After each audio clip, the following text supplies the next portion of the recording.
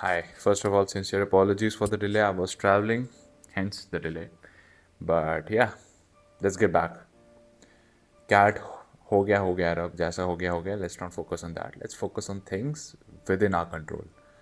Next exams आपके हैं snap है एनमैट है जैट है सो अब उनकी बात करते हैं right Well, I'm not the right person to talk about Snap, but I have the right person who knows really well about Snap. She scored a good percentile.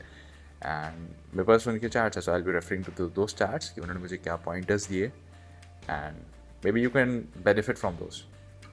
So सबसे पहले अगर तुम्हारे पास अरुण शर्मा है या फिर कोई सा भी structured material है so उसमें questions difficulty wise marked होते हैं like level 1 then level 1.5 then 2 and so on. So she is like just focus on 1 and 1.5 difficulty वाले questions एंड तुम उस पर अपनी स्पीड और एक्यूरेसी मेंटेन करो एकदम high speed and high accuracy and जब तुम्हारी स्पीड एंड एक्यूरेसी स्टेबलाइज हो जाए तब तुम जा कर के लेवल 2 क्वेश्चंस पे मूव ऑन करो. तुम्हारी डेली रूटीन क्या होनी चाहिए हर दिन अगेन सिमिलर है but it focuses around DILR and maths. हर दिन तुम DILR और मैथ्स के लेवल 1 और लेवल 1.5 वाले क्वेश्चंस सॉल्व करो जब तक तुम्हारी स्पीड और एक्यूरेसी एकदम क्रेजी ना हो जाए. ठीक है. और अगर तुम 10 क्वेश्चन भी एग्जाम में सॉल्व नहीं कर पा रहे ना तो वेल नहीं हो पा रहा कीचड़ में गिर गए हो.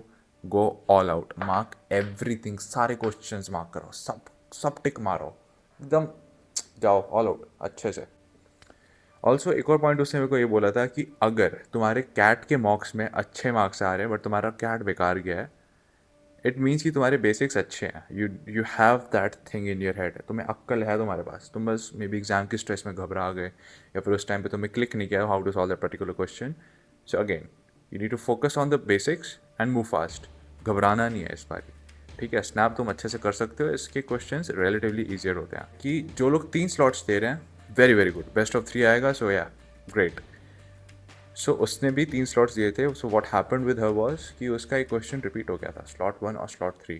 क्वेश्चन का लैंग्वेज अलग था बट आंसर उन दोनों का सेम था. सो जो फ्रेजेस वाले क्वेश्चन होते हैं सो उसने सेम फ्रेज को 2 अलग अलग सेंटेंसेज में यूज़ किया था इन 2 डिफरेंट रिस्पेक्टिव स्लॉट्स एंड उनका आंसर सेम ही था. सो तुम थोड़ा सा ध्यान दोगे कि तुम्हारे क्या आया था एग्जाम में, घर जाके रिवाइज करोगे तो उसको अच्छे से रट के जा सकते हो. स्पेसिफिकली इंग्लिश के बारे में उन्होंने बोला था ये राइट. और अगर तुम सिर्फ एक स्लॉट दे रहे हो तो जब तक तुम्हारा एग्ज़ाम नहीं आ जाता तब तक तुम AI को बोल करके बोलो भाई देख मेरे को डेली के 50 फ्रेजेस है और तुम उन 50 फ्रेजेस को बस डेली रीड मारो.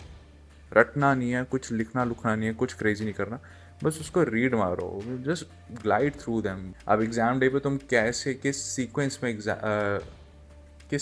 में तुम एग्ज़ाम अटैम्प्ट करोगे. वेल उन्होंने बोला कि तुम अपना स्ट्रॉन्गेस्ट सब्जेक्ट चूज़ करो. छोटे फास्ट क्वेश्चंस आए तो सॉल्व करो, अगर लॉन्ग क्वेश्चन आए तो फिर स्किप करो और आगे बढ़ो. जब आपके फेवरेट सब्जेक्ट के सारे फास्ट वाले क्वेश्चंस ख़त्म हो जाए तब वापस आके बड़े क्वेश्चंस पे ध्यान दो एंड उनको अच्छे से फुल एक्यूरेसी के साथ सॉल्व करो. फिर सेकंड बेस्ट सब्जेक्ट पे सेम चीज़ रिपीट मारो एंड सो ऑन. ठीक है. स्नैप इज़ बेसिकली कि तुम कितनी अच्छे से अक्ल लगा करके क्वेश्चंस को तुम स्किप कर पा रहे हो एंड वापस रिविजिट करके उनको सॉल्व कर पा रहे हो. It's all about moving fast. So yeah that was pretty much about snap and तुम्हारे दिमाग में कोई स्नैप के रिलेटेड पॉइंट्स है तो प्लीज़ कमेंट्स में लिख दो. Now let's talk about NMAT. मैंने लास्ट ईयर एनमैट दिया था and things that I would do differently is not to be इतना केयर फ्री. द फैक्ट कि मुझे पता है कि नेगेटिव मार्किंग नहीं है made me little carefree and मैंने थोड़े से अटैम्प्ट करने के बाद ही लाइक थोड़ा सा अटैम्प्ट करता था क्वेश्चन एफर्ट मारता था. आई वाज लाइक नहीं हो रहा ठीक है आगे बढ़ो तो मैं कुछ भी मार्क करके आगे जा रहा था. मैं ऐसा नहीं करता. मैं 2 मिनट और डिवोट करके उस पर्टिकुलर क्वेश्चन को सॉल्व करके ही छोड़ता because questions are always solvable. तो मैं बस बैठ के तमीज़ से थोड़ी सी अक्ल लगानी है. बस वो माइंडसेट शिफ्ट करता कि ठीक है भाई ठीक है नेगेटिव मार्किंग नहीं इसका मतलब ये नहीं कि तो कुछ भी मार्क करे. ये तब करिए जब तेरे पास आखिरी के 10 मिनट बचे हैं 5 मिनट बचे हैं एंड तेरे पास स्टिल कुछ क्वेश्चन है तब कुछ भी मार्क करके आगे बढ़. Majority of the chunk just make sure कि तू पहले 15 से 20 क्वेश्चंस फुल एक्यूरेसी के साथ अटैम्प्ट कर रहा है एकदम क्रेजी अच्छे से सॉल्व कर.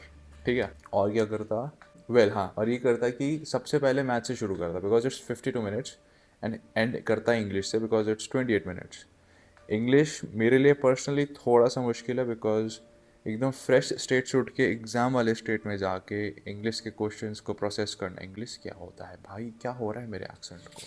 इंग्लिश के क्वेश्चंस को प्रोसेस करना थोड़ा सा मेरे लिए इंटिमिडेटिंग हो जाता है। सो आई वुड वांट कि मेरा ब्रेन थोड़ा सा वार्म्ड अप रहे। तो मैं मैथ से शुरू करता, LRDI, तब तक दिमाग बढ़िया वार्म्ड अप है, फिर इंग्लिश को फटाफट सॉल्व कर देता। And majority of the time का चंक मैं क्वेश्चंस को एक्यूरेसी से सॉल्व करने की कोशिश करता, 100% एक्यूरेसी से मॉक्स देता। एंड मैट के तुम्हें शायद 2 मॉक्स मिलते हैं, राइट? उन 2 मॉक्स को तुम अच्छे से इंटेंशनली माइंडफुली यूज़ करो। जो भी तुम्हारी GMAT की वेबसाइट है, MBA.com वाली जो भी तुम्हारी वेबसाइट है, उस पर जो तुम्हारे मॉक्स हैं वही ट्रूली अडेप्टिव हैं। बाकी जो भी तुम्हें कोई कहता है कि हम अडेप्टिव हैं, उन पर बिलीव मत करो, ठीक है? Although they can provide you good questions to practice for NMAT, but जो ट्रूली अडेप्टिव क्वेश्चंस हैं वो तुम्हारी लेजिट NMAT वाली जो वेबसाइट है MBA.com पे जाके जो आती है उसी पे हैं। ऑलराइट, एंड तुम्हारे पास कोई और पॉइंट्स है, कोई पर्टिकुलर क्वेश्चंस है, प्लीज़ क्या करते हो तुम क्वेश्चंस का, नीचे कमेंट्स में लिख दो, प्लीज़ उनको कमेंट्स में लिख दो। और मन कर रहा लाइक लुक कर दो, नहीं करना मत करो, बाकी तुम्हारी इच्छा है। एंड अच्छे से तैयारी करो। Best of luck.